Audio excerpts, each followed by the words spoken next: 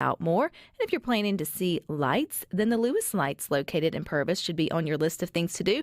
They are bringing light to South Mississippi in every possible way since 1989.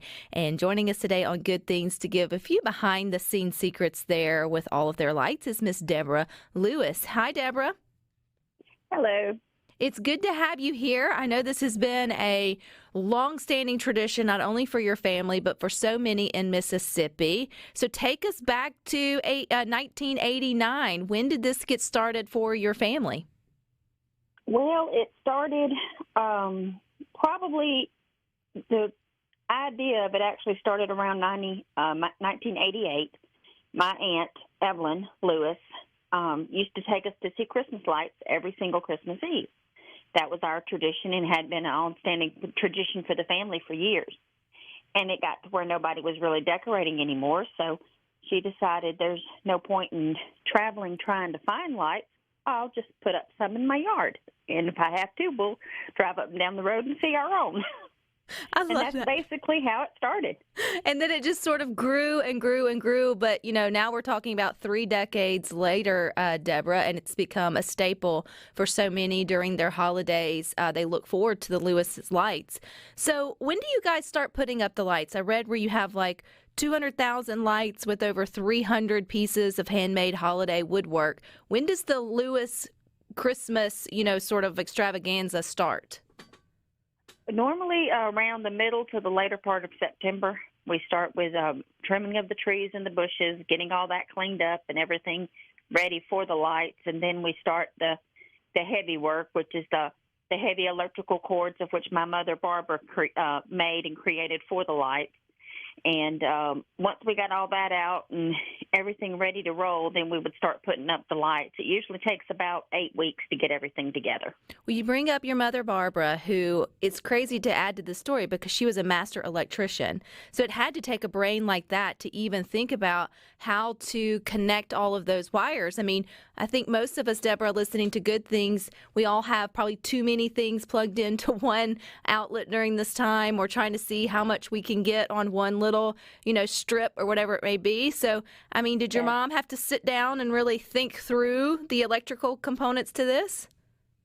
Well, she kind of through the years learned a few tips, and she wasn't actually a master electrician. She just pretty much kind of made herself one through the years. My grandfather taught her a lot, but she would read the instructions on the boxes and just kind of figure out exactly what kind of ampage and wattage, a different set of full strain of lights. Normally you don't plug in more than 3 strands of lights together, otherwise it's going to blow a fuse. Once she kind of figured out how much that was pulling, she just kind of went from there as to how much can I put on one line and how often do I need to change. She just had a brain for it. I was say it sounds like a master electrician to me, Miss Deborah. I know maybe she wasn't considered an official, an untrained, unofficial electrician, but just looking at the gorgeous photos and seeing all of the social media threads and thinking she deserves an honorary degree in as being an electrician, if you ask me. But it takes more than just 1 or 2 people. So how many in the Lewis family show up every year to put this light show together? Normally it started with 5 of them. My grandfather, Frank Lewis, my Aunt Evelyn Lewis, my Aunt Linda Lewis, and my mother, Barbara Lewis, and then me when I wasn't working. But this year, it was just me and my Aunt Evelyn and my Aunt Linda. My mother passed away in September from cancer, so it was just pretty much the 3 of us this year. And with a little bit of help from my Aunt Linda's husband, who kind of helped us haul the woodwork and stuff out when we got ready to put all that in the ground and and some of the heavy stuff. But pretty much the 3 of us pretty much handled it this year. So this year, I mean, it's bigger or better than ever, Miss Deborah. What keeps y'all going there in Purvis? What keeps you year after year committed to the 200,000 lights, the 300, works of wood, just, all that goes into it? Pretty much just the delight and joy that we see on people's faces. from the oldest to the youngest. I mean, it's just the joy and delightment that people have that come to see the lights that kind of keeps us going.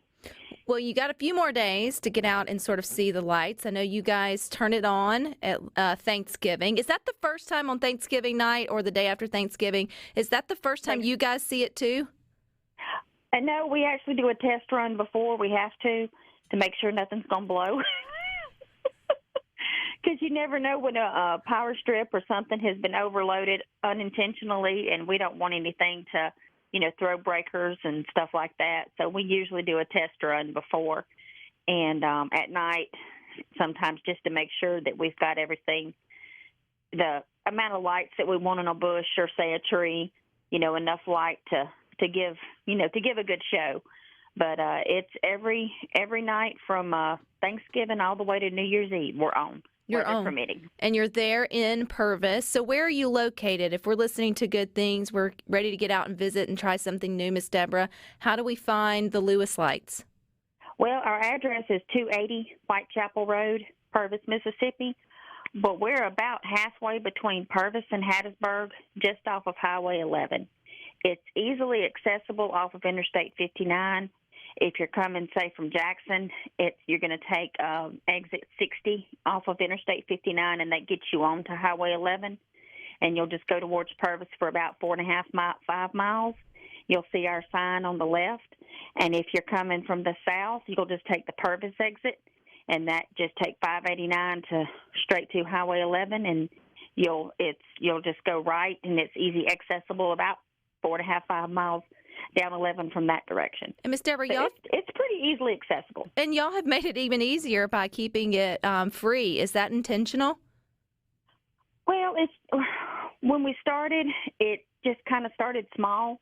We never really thought to charge because there's so many families that can't afford to see, displays.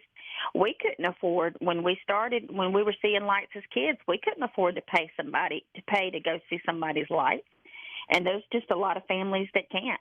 And that's the reason we keep it free, but we do accept. We have donation boxes set up, and the donations is the way we keep the lights going. Well, that's something for us to keep in mind if we bring our families out to see the Lewis lights, drop in a 5, a 10, or whatever it may be, or connect with you online. I know you guys make beautiful works of art by hand that, you can purchase that I'm assuming will help, keep the Lewis lights a Mississippi tradition. So what all do y'all have available online?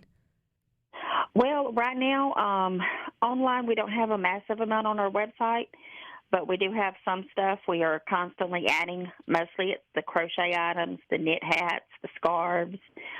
We will be doing some more woodwork pieces, small pieces like door hangers and decorative pieces for inside your house and things like that. We'll be adding starting next year. There's more stuff available on our Facebook page than there currently is on the website. There's not a shop set up on the Facebook page, but they can message us if they see something they'd like to, order for next year. Well, that's a good way to support a small business, also one that's giving back so much joy in the Pine Belt area to so many families. Do y'all sit down after every year, Deborah, and swear you're not going to do it for another year and then decide to get right back to it come maybe summertime? Well, honestly, it just depends on how much vandalism we get each year. And there is vandalism every year. It's just a given. Back in 2017 is when we had the Christmas of 2017 after we shut the lights off. January of 2018 is when we had the massive amount of electrical wiring that was stolen.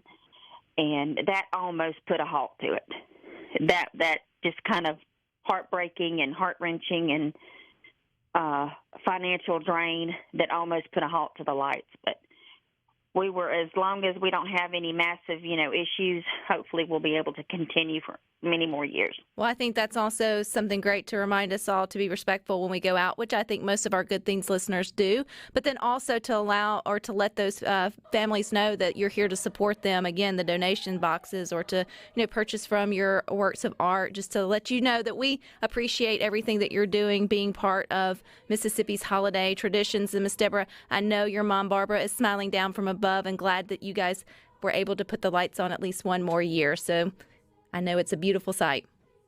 Well, thank you. All righty, you guys stick with us. We've got more good things for you coming up next.